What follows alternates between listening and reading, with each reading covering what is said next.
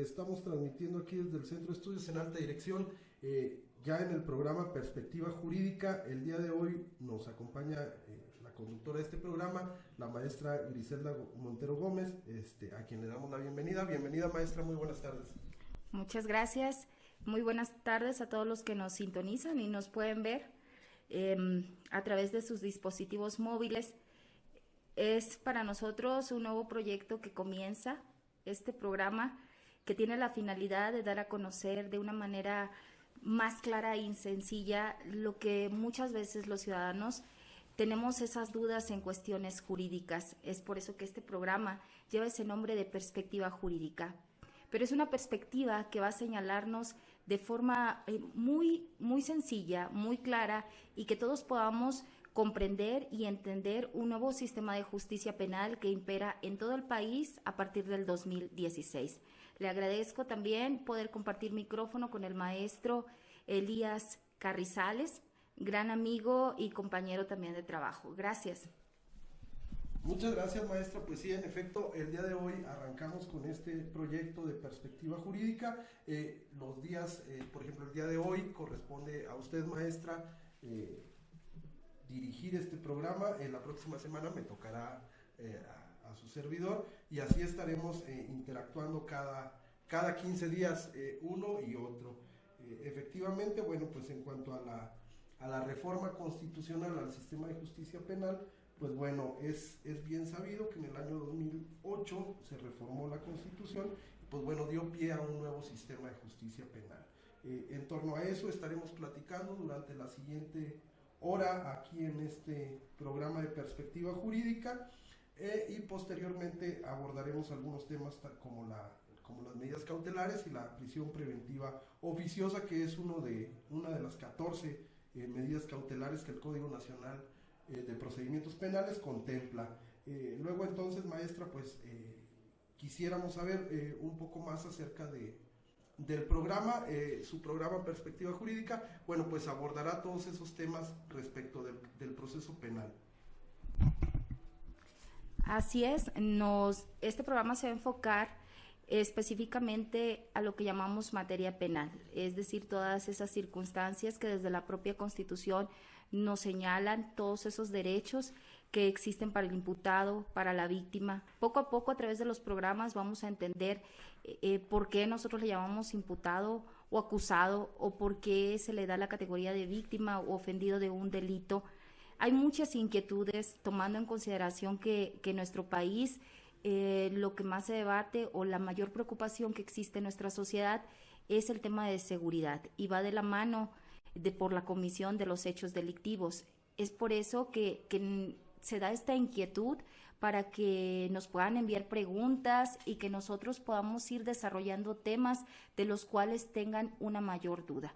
Claro que comenzaremos pues explicando qué es este sistema penal, hablar de esa reforma que usted bien mencionó en el 2008 y que se vio latente en todo el país en el 2016, y que muchos estados todavía como que apenas empiezan a arrancar, y otros que, a diferencia, que comenzaron mucho antes en un sistema adversarial, por poner solamente un ejemplo, el estado de Chihuahua, el estado de Durango, el estado de México, que ya tienen más tiempo operando un sistema muy similar al que actualmente estamos llevando a cabo. Sí, en efecto, bueno, pues retomando un poquito lo que usted decía, maestra, efectivamente estamos transmitiendo desde la página de Facebook de la comunidad CAD, asimismo de la de Frecuencia CAD, y en la página de internet frecuenciacad.com, dentro de los diferentes sistemas de radio, y en Facebook, bueno, pues nos pueden además ver el video en tiempo real. Retomando un poquito lo que usted decía, maestra, pues efectivamente en el Código Nacional de Procesos Penales, de Procedimientos Penales, el artículo 2 nos menciona acerca del objeto del código, y este objeto, el código tiene por objeto establecer las normas que han de observarse en la investigación, el procesamiento y la sanción de los delitos, para esclarecer los hechos, proteger al inocente, procurar que el culpable no quede impune y que se le repare el daño, así contribuir a asegurar el acceso a la justicia en la aplicación del derecho y resolver el conflicto que surja con motivo de la comisión del delito. En ese sentido, bueno, pues pudiéramos hablar un poquito acerca de estos puntos torales que son el objeto del Código y del proceso penal. Maestra, respecto de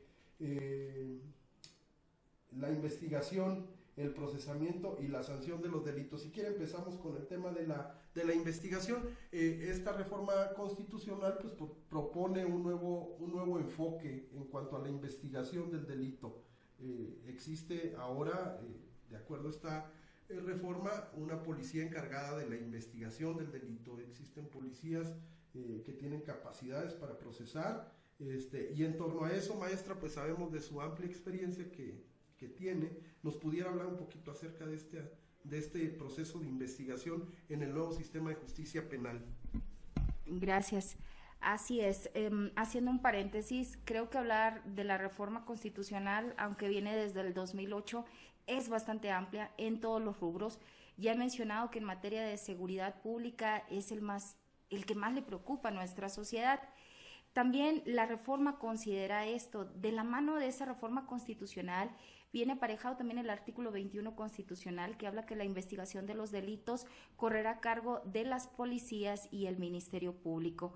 Mucho se ha criticado, se ha señalado a las policías la falta de capacitación.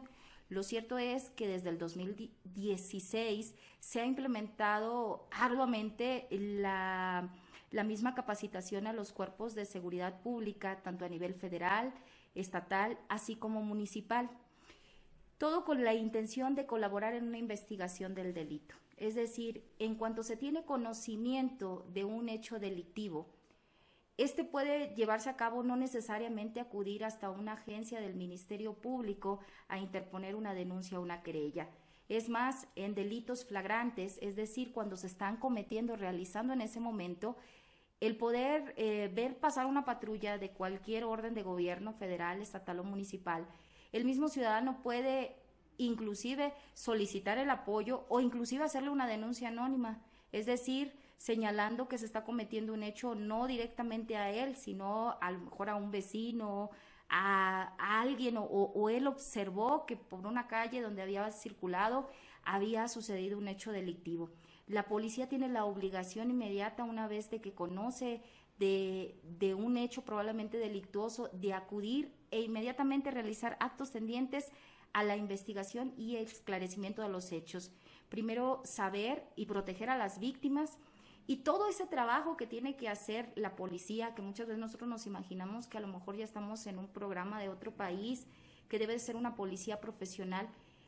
Esto no debe de señalarnos a nosotros, o no lo tenemos que visualizar como tan lejano.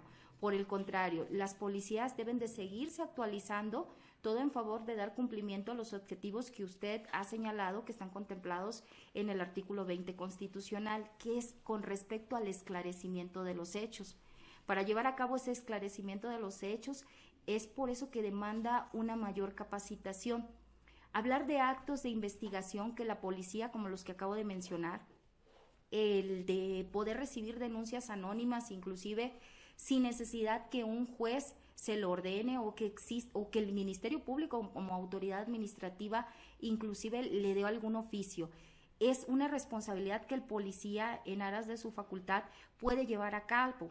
Pero también existen actos de investigación que se restringen exclusivamente a que una autoridad judicial se los esté indicando. Solamente de esa forma pueden tener validez esos actos de investigación. No sé si sea el momento, porque también es un tema bastante largo, el poder llegar a hablar y abordar, por ejemplo, que el policía está en plena facultad de realizar detenciones cuando nos encontremos dentro de la flagrancia del delito. ¿Y qué es la flagrancia? En el momento justo en que se está cometiendo el hecho delictuoso.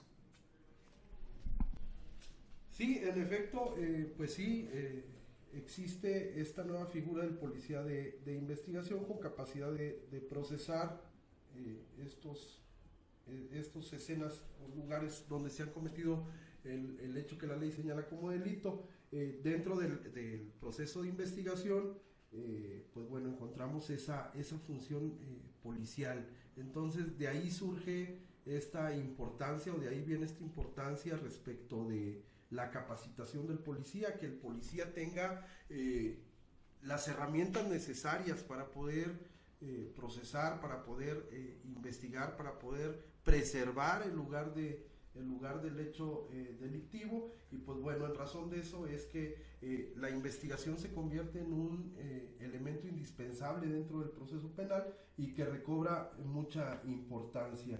Asimismo, pues habíamos hablado dentro de este objeto del proceso penal a la sanción de los delitos, pero bueno, pasemos al tema de, ya hablamos acerca del esclarecimiento de los hechos, y ahora vendrá la protección al inocente. Maestra, pues bueno, dentro de este nuevo enfoque del sistema penal acusatorio, pues encontramos la protección a las víctimas, y a colación viene que hace el día de ayer precisamente conmemorábamos el Día Internacional de la Mujer.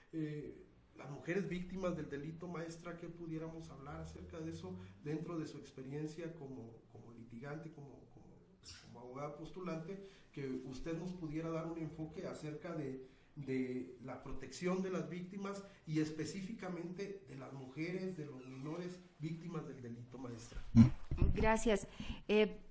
Si las personas que nos estén escuchando probablemente también vean que tanto el maestro como yo estamos checando nuestro teléfono, es porque nos gustaría conocer las inquietudes que tienen con acerca de los temas que estamos planteando. En esta primera sesión que nos encontramos tanto el maestro como yo reunidos, vamos a abarcar diferentes temáticas. Todas en este momento esperamos que conforme se vayan llevando a cabo los programas en los sucesivos sábados, vamos a ir abordando de manera muy particular cada tema. Es algo muy interesante el que usted menciona, el día de ayer, el Día Internacional de la Mujer. No solamente en México, a nivel mundial la mujer siempre se ha visto vulnerada, así como los niños, las personas adultas, etcétera. Pero en el caso particular de las mujeres, falta mucho trabajo, hay una brecha bastante grande por buscar esa justicia que merecen las mujeres. Hablar de temas de fiscalías especializadas en la investigación de los delitos para las mujeres es quedarnos muy cortos. Tan solo hablando de la población en el Estado de México, de alrededor de 16.8 millones de habitantes, y hablar que solamente existen 4 fiscalías regionales, nos quedamos muy cortos para poder investigar los delitos, para que las mismas mujeres puedan llegar a realizar siquiera una denuncia de hechos. Es tan difícil, aparte de que no existe personal especializado. Es un tema que tendremos que desarrollar con personas especialistas en la materia y que se puede escuchar y alzar la voz, porque como Estado estamos comprometidos especialmente a los grupos vulnerables.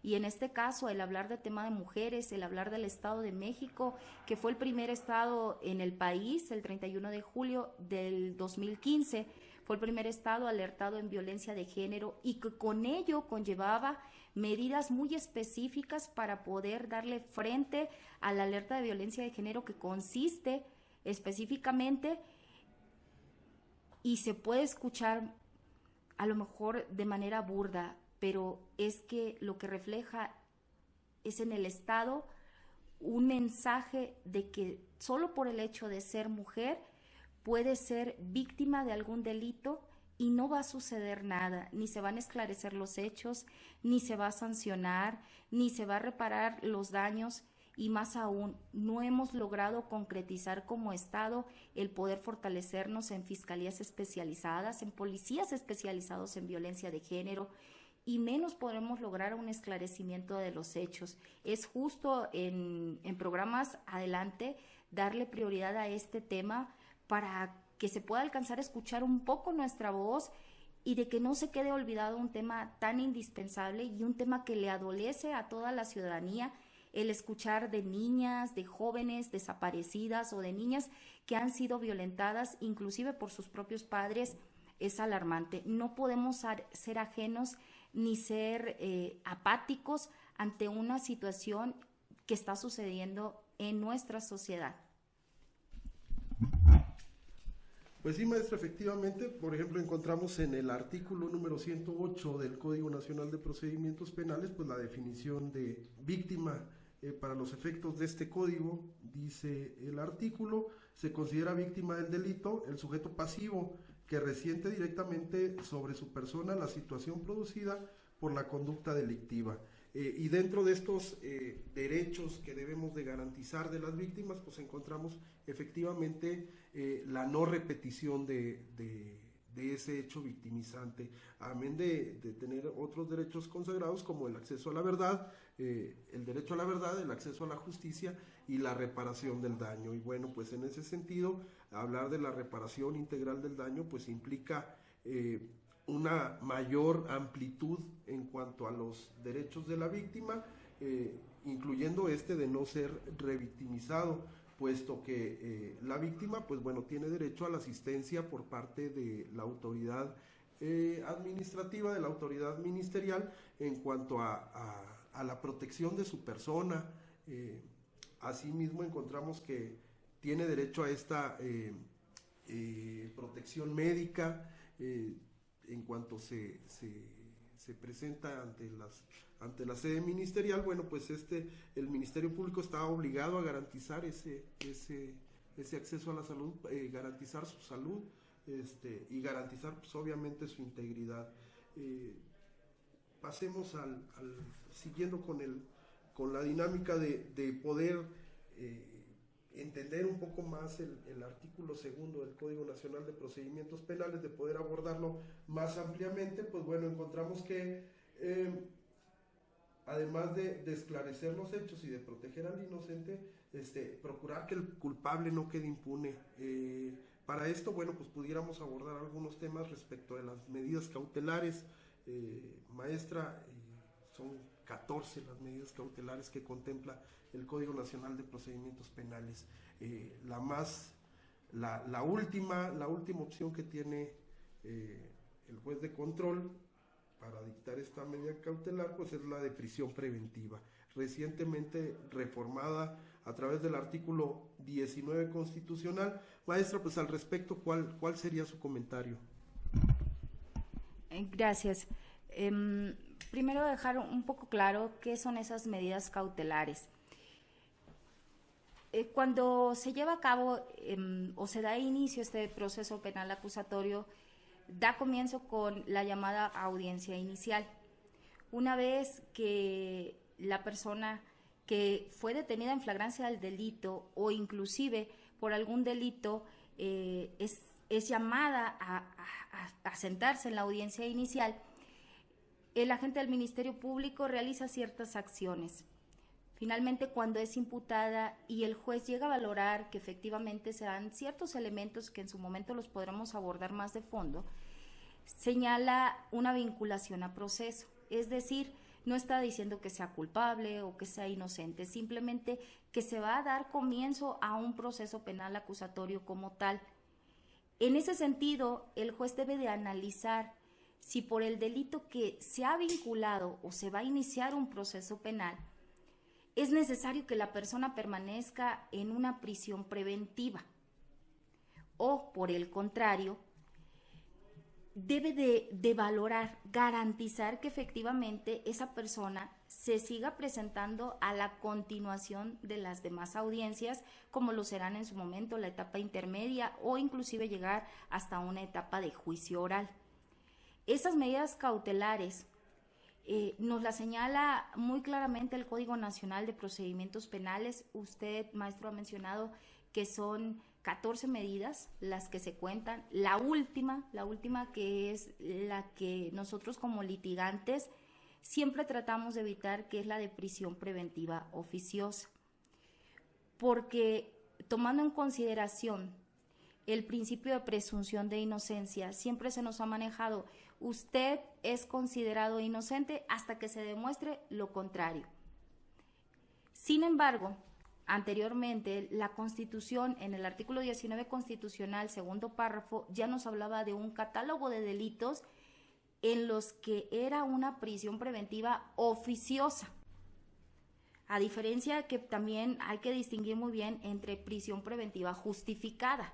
Es decir, cuando comencé a hablar manifesté que el juez tiene que valorar, es decir, darle la oportunidad de que la gente del Ministerio Público exponga por qué una persona debe de estar en una prisión preventiva durante el proceso al cual se ha vinculado. Y la defensa también tiene la oportunidad, inclusive, de aportar datos de prueba en ese momento para poder señalar que no es necesario el permanecer en una prisión preventiva. Sin embargo, el artículo 19, en su párrafo segundo, ya nos señalaba por qué delitos no existía otra medida que se tenía que imponer que la de prisión preventiva oficiosa. Entonces, la defensa, por más que pudiera argumentar si se encontraba en alguna de esas hipótesis, es decir, delincuencia organizada, secuestro, homicidio doloso, y aquellos delitos que hayan sido para su comisión o para su realización tuvieron que haberse llevado a cabo a través de armas de fuego o explosivos, etcétera, más o menos de los que nos señala el párrafo segundo del artículo 19 constitucional. Sin embargo, usted ha tocado algo que ha sido cuestión de debate en los últimos meses, me atrevería a decir, que es que se ha ampliado ese catálogo de delitos. Ya no solamente hablamos de delitos de delincuencia organizada, ya hablamos de delitos cometidos, por ejemplo, en temas electorales, delitos en el robo de hidrocarburo o vulgarmente conocido como huachicol. Hablamos también de delitos de corrupción, es decir, ya son merecedores a una medida cautelar de prisión preventiva oficiosa, no justificable, sino oficiosa. Y dejando atrás esas 13 medidas que pudieran garantizarnos que una persona siguiera presentándose a la continuidad de las demás audiencias consecuentes. Vamos a mencionar, porque creo que antes de avanzar este tema, si me lo permite, maestro, ir hablando y comentando de cada medida cautelar que impone el Código Nacional sin tocar todavía la prisión preventiva. Claro que sí, con gusto. Y bueno, pues en relación, ahorita que usted mencionaba acerca de este estándar necesario para la prisión preventiva, si consideramos el bajo estándar que requerimos en cuanto a la prueba, para imputar el delito a la persona, al sujeto activo, posteriormente vendrá esa vinculación a proceso y con ella esa calificación de medida cautelar, y ahí, pues bueno, entendiendo si el estándar probatorio es bajo en cuanto a la formulación de imputación y a la vinculación a proceso, pues bueno, ir a un delito de prisión preventiva oficiosa, pues bueno, prácticamente dejaría en un difícil estado de indefensión a la persona imputada, puesto que el estándar probatorio, pues bueno, sería muy bajo y poco podría argumentar para que no se le impusiera esta prisión preventiva. De acuerdo al Código Nacional de Procedimientos Penales, en el artículo 155, encontramos que a solicitud del Ministerio Público o de la víctima o ofendido, el juez podrá imponer al imputado una o varias de las siguientes medidas cautelares, es decir, se puede imponer una sola o se puede hacer una combinación de medidas. La primera de ellas, la presentación periódica ante el juez o ante la autoridad distinta que aquel designe, es decir, a la unidad de medidas cautelares que en la mayoría de las entidades federativas ya existe. Luego entonces es que esta es una medida que permite al imputado llevar este proceso penal, como vulgarmente decimos, afuera de la prisión, lo lleva por fuera. Y bueno, pues únicamente acude a la firma con la periodicidad que el juez le haya asignado. En cuanto a esto, maestra, es una medida bastante flexible que pudiera ser buena en algunos sentidos, puesto que si la persona imputada tiene un trabajo, tiene un domicilio cierto, cuando se hace este estudio, el modus que le llamamos nosotros los penalistas, que se hace este estudio acerca de la persona imputada, de su domicilio, el arraigo que tiene en esa comunidad, si tiene un trabajo, cuánto tiempo tiene trabajando ahí, si tiene una familia, y esto pues con la finalidad de decir, esta persona no se va a sustraer de la acción de la justicia. Finalmente, dentro del objetivo que se tiene al imponer estas medidas cautelares, pues es que esta persona no se sustraiga de la acción de la justicia, tal y como lo veíamos en el objeto del proceso. Entonces, esta medida de la firma periódica en la unidad de medidas cautelares o en la unidad donde el juez haya designado, pues bueno, viene a ser una medida cautelar de forma, por así decirlo, eficiente en algunos casos, en algunos delitos. Y acerca de eso, maestra, pues, ¿cuál es su opinión acerca de esta medida cautelar consistente en la presentación periódica ante esta unidad? Así es. Usted ha puntualizado específicamente que esta revisión o supervisión o inclusive el primer acercamiento que se tiene de la unidad de medidas cautelares en cada uno de los estados es distinta quien la lleva a cabo. Por ejemplo, en la Ciudad de México pues está a través del Poder Judicial. Sin embargo, para el Estado de México la unidad de medidas cautelares corresponde a la Secretaría de Seguridad Pública del Estado. Y así podemos ir encontrando que cada uno de los estados lleva a cabo esas medidas cautelares, inclusive el primer acercamiento con distintas autoridades. En ese sentido no hubo una homologación, pero lo que tampoco pues se ha llevado a cabo es el conocimiento de la misma. Cuando una persona es detenida, llega el personal de medidas cautelares y no le explica de manera detallada a la persona que está detenida cuál es su finalidad de realizarle una entrevista. En esa entrevista, por lo general, contiene en dónde trabaja, bueno, si es que trabaja, si estudia, cuáles son sus ingresos, cuáles son sus dependientes económicos. Sin embargo, como la persona desconoce y como la misma sociedad estamos en ese desconocimiento, esta persona presupone que eso le podría afectar en un momento dado. Y como siempre se le ha dicho, usted tiene derecho a guardar silencio, a reservarse, no menciona nada. Y se quiere corroborar la propia entrevista con sus familiares y sus familiares también en el mismo sentido señalan, pues yo mejor no dije nada para no poder en algún momento contravenir o a lo mejor contradecir lo que se pueda decir en la audiencia inicial. Creo que sí es muy importante que como sociedad, como gobierno, demos a conocer que la unidad de medidas cautelares, lejos de ocasionarnos un daño, porque no pueden utilizar esa información en detrimento o en perjuicio de la persona que va a ser un imputado, o genéricamente, como nuestra Constitución nos dice, es el imputado, sino que por el contrario, que ellos teniendo esa información, que es un estudiante, que tiene un ingreso, que tiene dependientes, de alguna forma pueda hacerle ver al juez de que lejos de ayudarle el quedarse en una prisión preventiva como última medida, favorecería de mayor manera el que se quedara continuando laborando, apoyando a su familia y en un momento dado hasta para una reparación del daño. Que ese individuo es preferible que en el proceso se encuentre en libertad, claro, con una supervisión periódica, como bien ha señalado, que el juez tenga a designar, ya sea por semana, por cada 15 días, inclusive quiénes serán sus supervisores de esas medidas cautelares y que la información se seguirá corroborando en el transcurso del proceso.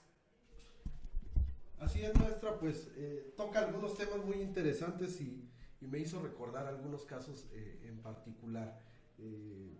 Hablar de la unidad de medidas cautelares, efectivamente, pues la información que recaben no es propiamente para integrarse a la carpeta o no va con la finalidad de integrarse a la carpeta de investigación que se esté desarrollando por parte de la autoridad ministerial.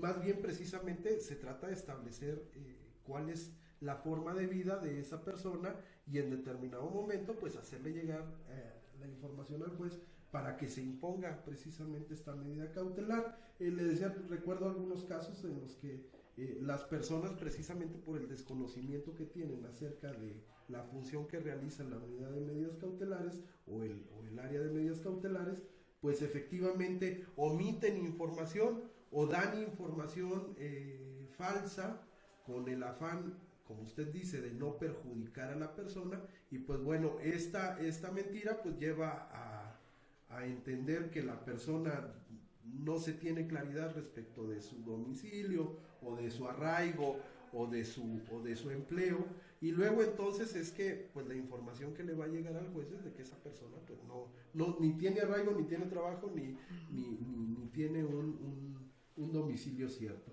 Luego entonces es que en ese supuesto pues bueno, sí se justificaría la prisión preventiva, puesto que existe la clara obviedad de que pudiera sustraerse de la acción de la justicia esa persona.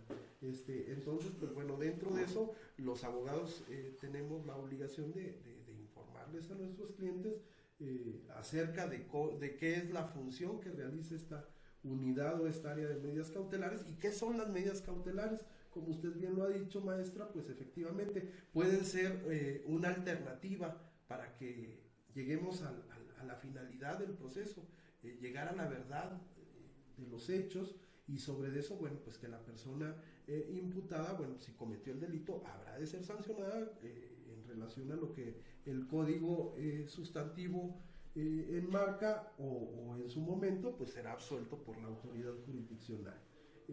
Siguiendo con el orden de las 14 medidas cautelares, pues bueno, también encontramos que tenemos en el artículo 155 del Código Adjetivo la exhibición de una garantía económica, y esta pues bueno también es una medida cautelar. Bien se ha dicho, la exhibición de una garantía económica pues no implica la reparación del daño como tal, sino simplemente pues es una garantía económica que la persona que el imputado habrá de extender a fin de llevar este proceso en libertad. Maestra, su comentario acerca de esta medida cautelar. Sí, por lo general esta medida se aplica cuando de alguna manera se ha señalado concretamente la reparación del daño. Yo lo he visto en el caso particular en el incumplimiento de obligaciones alimenticias. Cuando aquel deudor alimentario, o bueno, vamos a manejarlo de forma burdamente, cuando el papá deja de dar su obligación de los alimentos a los hijos. No solamente es un tema en materia civil, sino al menos en la legislación en el Estado de México y en la Ciudad de México, también es un tema que corresponde a un tipo penal o un delito, por llamarlo de esta forma. Cuando se lleva a cabo la audiencia inicial, pues deviene de que ya existe una sentencia por parte de un juez en materia civil, familiar, que ya ha determinado inclusive cuánto será la cantidad económica que tiene que dar el padre. Me refiero a padre porque en algún momento también podría ser la propia madre, pero en forma genérica, en la mayoría de los casos siempre es el padre el que tiene esa obligación. Cuando éste deja de hacerlo de manera injustificada, es cuando se presenta este tipo penal del incumplimiento de obligaciones alimenticias. Cuando se llega a la audiencia inicial que hemos venido hablando, se realiza la imputación por parte del agente del Ministerio Público, que no es más que señalarle: señor X, usted dejó de dar los alimentos a partir de tal fecha y por lo tanto usted tiene una deuda de esta cantidad, que es la reparación del daño, hablando específicamente del interés superior del menor. Es cuando el juez toma la determinación de imponer una medida cautelar consistente en una garantía económica, pero esa garantía económica por lo general va de la mano en lo que tendrá que darse una reparación del daño mismo. Solo así podría la persona continuar en libertad su proceso. Y claro que existen alternativas, porque a lo mejor aquí pueden salir muchas inquietudes. de los mismos padres y que digan, bueno, y si yo debo 100,000 pesos, ¿cómo haría para recuperar ese dinero? ¿O cómo haría para tenerlo en ese momento y no quedarme en una prisión preventiva, justificada? En ese caso, el juez no determina que se entregue esa garantía, es decir, terminando la audiencia la tienes que depositar, no, da la alternativa, inclusive tienes tanto tiempo para poderla hacer palpable. Y ahí es cuando, pues, no, ya sería hablar de otras cosas, de buscar una fianzadora, etcétera. Pero por lo general, regresando al tema, esa garantía económica se exhibe en aquellos procesos que se van a continuar donde se reclame en su mayoría cuestiones patrimoniales y de reparación del daño, así hablar como daños al propio patrimonio, es decir, que en algún choque probablemente, aparte de las lesiones, también conlleva que nosotros en algún momento nos encontremos en esa hipótesis de, no sé, derrumbar una barda, etcétera. En esos casos es donde la mayoría se impone esa medida cautelar. Sí, y bueno, pues en efecto, recordábamos ese tema de aquellos casos del incumplimiento de las obligaciones alimentarias que en el sistema anterior muchas veces la persona señalada o el imputado era privado de la libertad. Entonces, bueno, pues si tenía el incumplimiento a la obligación y es privado de la libertad en una prisión preventiva oficiosa, o en una prisión preventiva, perdón, pues difícilmente va a poder seguir cumpliendo con esa obligación, puesto que está privado de la libertad y por lo tanto pues no puede generar dinero a través de un empleo. Y bueno, pues continuando con estas medidas cautelares, con este estudio, este análisis que estamos haciendo con la maestra Griselda Montero acerca de las medidas cautelares, en el dispositivo número 155, en su párrafo, en su fracción tercera, encontramos el embargo de bienes. El embargo de bienes, en su fracción tercera, en su fracción cuarta, la inmovilización de cuentas y demás valores que se encuentra dentro del sistema financiero, pues bueno, son dos medidas cautelares que las encontramos de cierta forma acordes una con otra. Se pudiera dar una combinación de medidas cautelares en aquellos delitos en donde existe delitos financieros, delitos de importación ilegal de productos, y bueno, pues ahí pudiéramos encontrar una alianza entre estas dos medidas cautelares, que es el embargo de bienes y la inmovilización de cuentas y demás valores que se encuentran dentro del sistema financiero. Maestra, su comentario. Sí,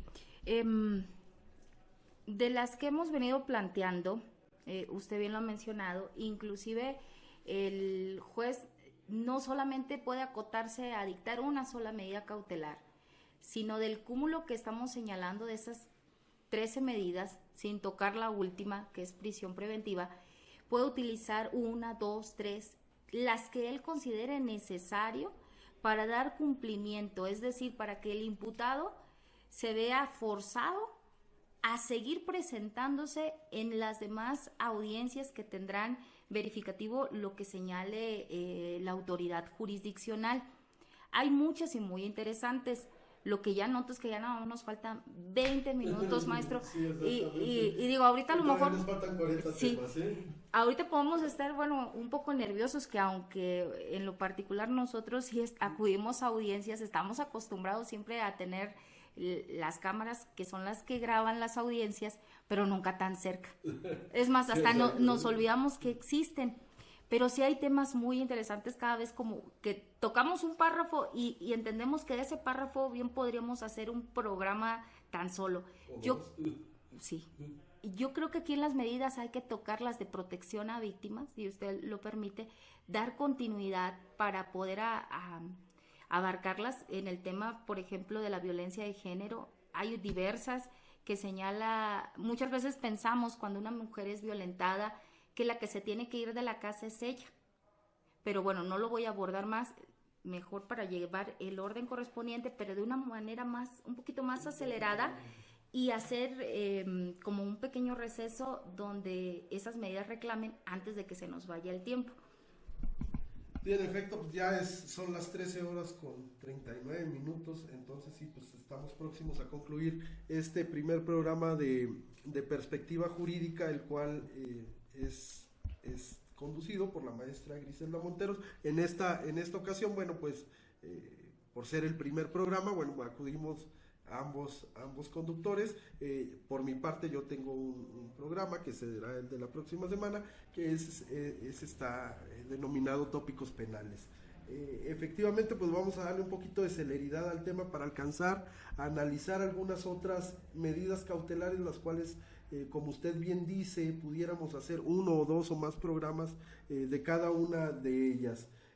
Pudiéramos hablar acerca de, bueno, en la número 5 encontramos la prohibición de salir sin autorización del país, de la localidad en la cual reside o del ámbito territorial que fije el juez. Esa yo creo que la vamos a omitir el comentario. Si gusta, pasamos a la número 6, que es el sometimiento al cuidado o vigilancia de una persona o institución determinada, o internamiento a institución determinada.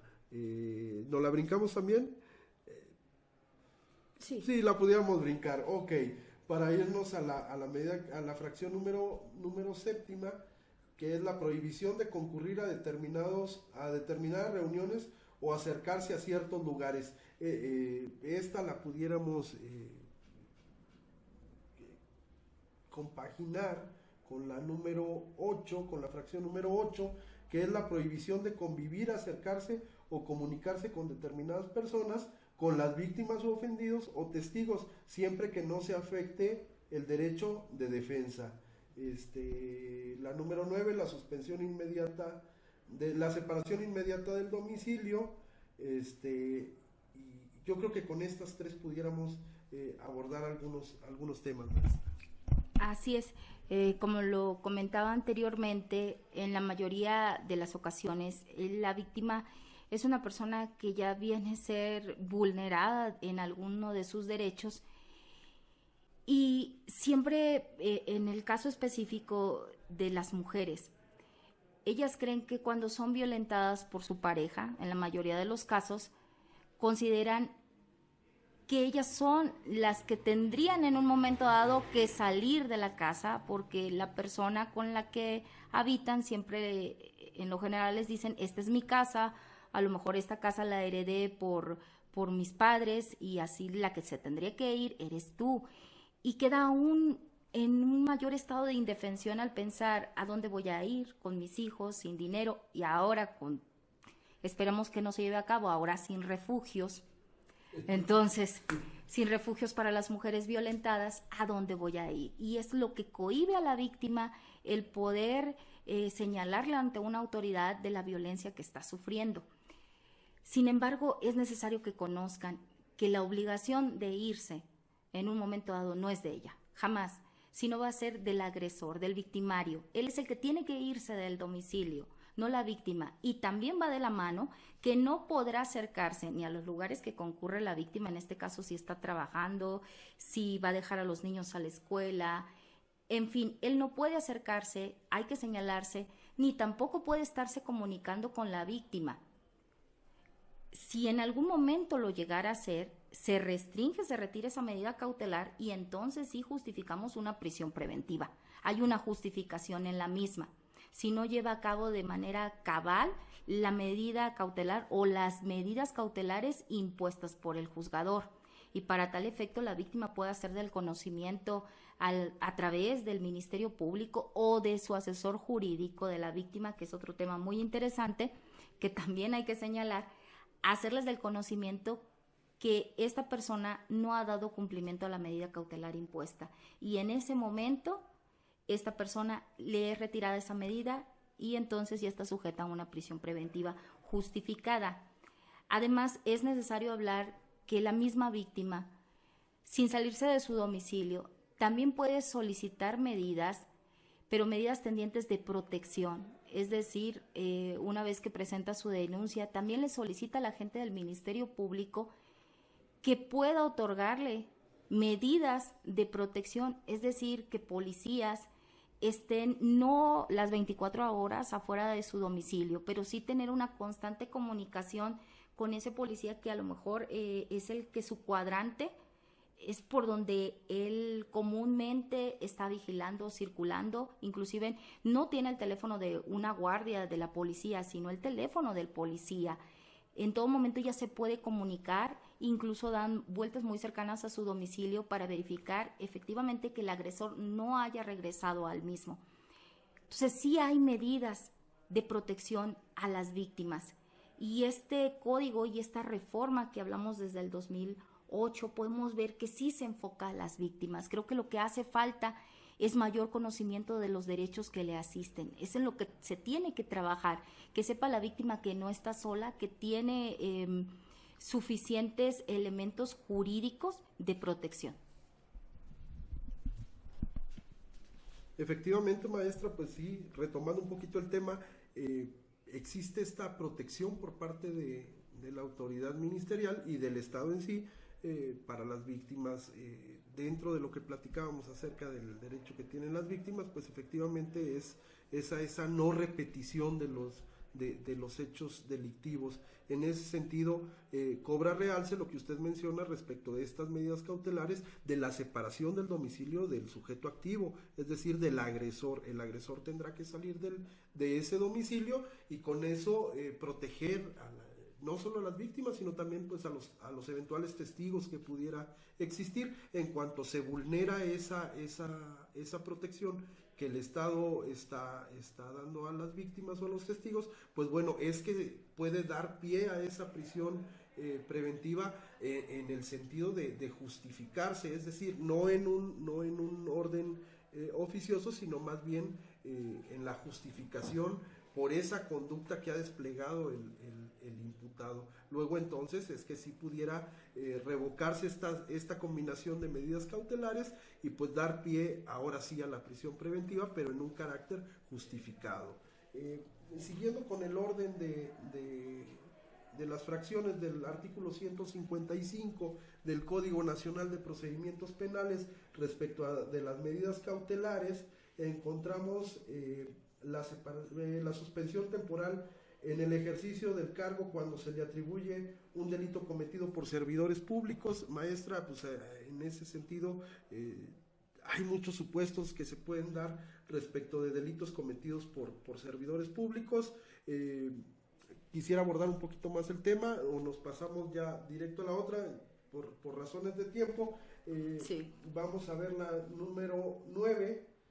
La número 11, esa era la número 11, la 12, la colocación, no la 11, perdón, la suspensión temporal en el ejercicio de una determinada actividad profesional o laboral. Recuerdo algún tema en cuanto a unas lesiones por responsabilidad profesional, al médico le suspenden temporalmente el ejercicio de su profesión, retirándole la cédula profesional mediante la cual, pues bueno, él ejerce la patente de una especialidad en medicina. La número 12 nos habla acerca de la colocación de localizadores electrónicos. Maestra, pues bueno, es bien sabido que ya en los juzgados de control de nuestro país, pues ya existe esta medida, ya se impone a través de un brazalete electrónico que muchas veces no está en el brazo, sino en el pie. Y al respecto, maestra, ¿algún comentario que quisiera usted hacernos acerca de la utilización de los brazaletes electrónicos? La verdad que es una medida cautelar bastante viable. Y bueno, un caso muy sonado de un exgobernador, lo vimos que se retiró de aquí de la Ciudad de México con su brazalete correspondiente y se fue muy feliz. El punto es que esa medida le va a seguir permitiendo a la persona que ha sido imputada de un delito el poder continuar con sus actividades como normalmente lo lleva a cabo, sin tener que estar privado de su libertad justificadamente en un momento dado. Pero aún más nos da la certeza de que esa persona no se va a evadir de la justicia, porque ese brazalete electrónico está comunicado ya sea con el C3, C4 o C5, según el centro de comando e inteligencia que tenga cada una de la institución federativa a donde nos estemos abocando. El Estado de México fue uno de los que más se pudo ver favorecido con la entrega de brazaletes electrónicos y que fueron monitoreados o que siguen siendo monitoreados a través del C5, que en el estado sí se cuenta con un C5. En el caso de la Ciudad de México, no son muchos los brazaletes con los que se cuentan. No es llegar y decir, bueno, ¿de qué forma te garantizo que no voy a salir del lugar o que voy a seguir continuando las actividades que le he referido a la unidad de medidas cautelares? Bueno, pues muy fácil. En cualquier momento voy a ser geolocalizado a través de mi brazalete electrónico. No existe el riesgo de poder irse del lugar donde el juez le ha señalado.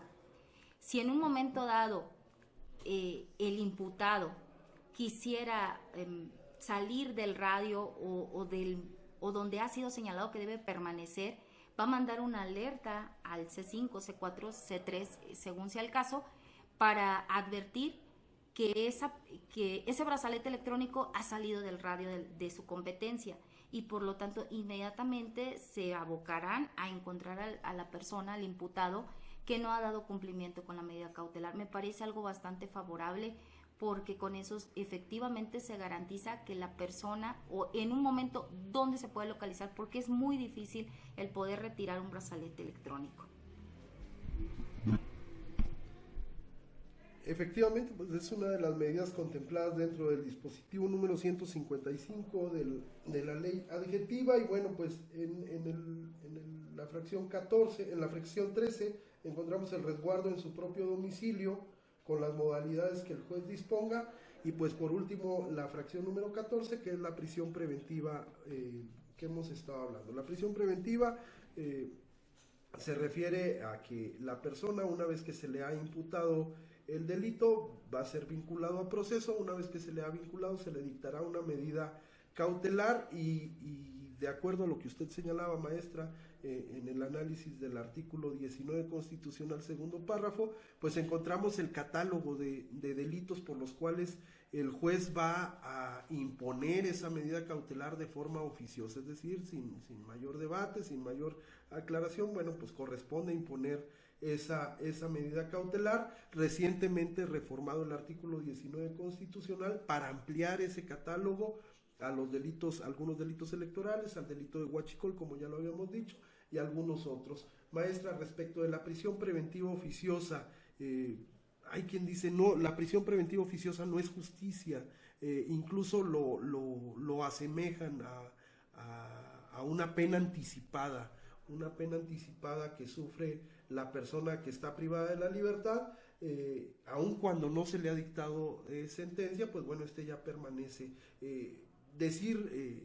No debe de existir la prisión preventiva, pues es incorrecto, puesto que sí puede existir, pero se tiene que dar esa justificación acerca de la necesidad de esa medida, de esa cautela. Luego entonces el Código Nacional nos establece que en los casos en donde el imputado exista la posibilidad de que se sustraiga la acción de la justicia, de que tanto la víctima o los testigos corran un riesgo justificado, es que se va a imponer esa medida cautelar. Al respecto, maestra, su comentario, y pues bueno, prácticamente ya estaríamos casi cerrando el programa del día de hoy. Así es, este es un tema que yo creo que tendríamos que sentarnos aquí 4 o 5 compañeros de la materia para debatirlo, pero creo que todos vamos a llegar al mismo punto, que lejos de apoyar el aperturar o adicionar un mayor tipos penales al catálogo que ya he expuesto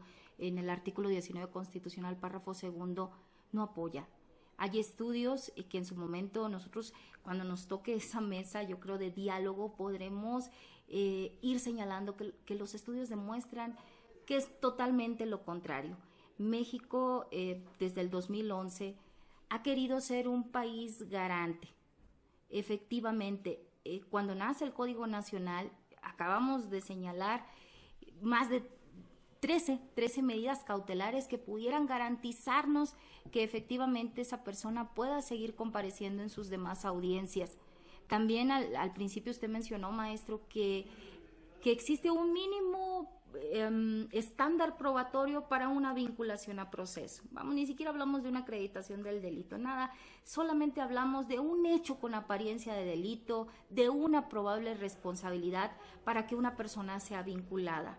Ahora, si tener un estándar tan sólido o tan amplio, esa persona puede ser privada de su libertad bajo una prisión preventiva, y en este caso muy lamentable con la reforma del artículo 19 constitucional, oficiosa, porque ojalá sí tengamos esa oportunidad de llevar esa mesa de diálogo para abordar cuáles son esos tipos penales que se han adicionado. En lo particular, yo sí considero que se violenta la presunción de inocencia. Considero que bajo un estándar tan mínimo, una persona, si bien puede ser vinculada a proceso, no creo que sea necesario restringirle un derecho humano como a la libertad personal, que es un derecho que en el mejor de los casos pudiera estar en un centro de reinserción social durante 1 o 2 años, el tiempo que dure ese proceso penal, bajo las mejores condiciones. Pero hemos también notado en nuestro sistema de reinserción social en nuestro país que no es el caso, que por el contrario esa persona se verá forzada a inmiscuirse en algún momento a otro hecho delictivo o hacerlo si es que no lo había realizado. Creo que el estar interno durante un proceso bajo un estándar tan mínimo no nos lleva como un país garante de derechos humanos.